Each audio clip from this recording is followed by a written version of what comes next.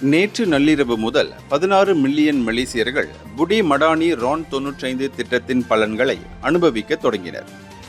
இது பெட்ரோலை ஒரு லிட்டருக்கு RM1.99 என நிர்ணயம் செய்கிறது.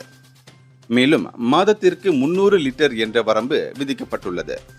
சேமிப்பை அனுபவிக்கும் முதல் நபர்களில் இருக்க ஆர்வமுள்ள வாகன ஓட்டிகள் பெட்ரோல் நிலையங்களில் வரிசையில் நிற்பதை பல செய்தி ஊடகங்களும் காணொளி வெளியிட்டிருந்தன. மேலும் பெட்ரோல் நிலைய பணியாளர்களும் பரிவர்த்தனைகளுக்கு பயனீட்டாளர்களுக்கு உதவி செய்தனர்.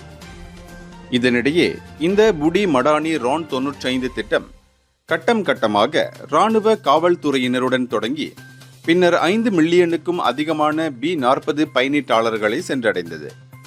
அது மட்டுமின்றி இந்த திட்டத்தின் சரிபார்ப்புக்கு மைகாட் அல்லது ஓட்டுநர் உரிமம் மட்டுமே தேவைப்படும்.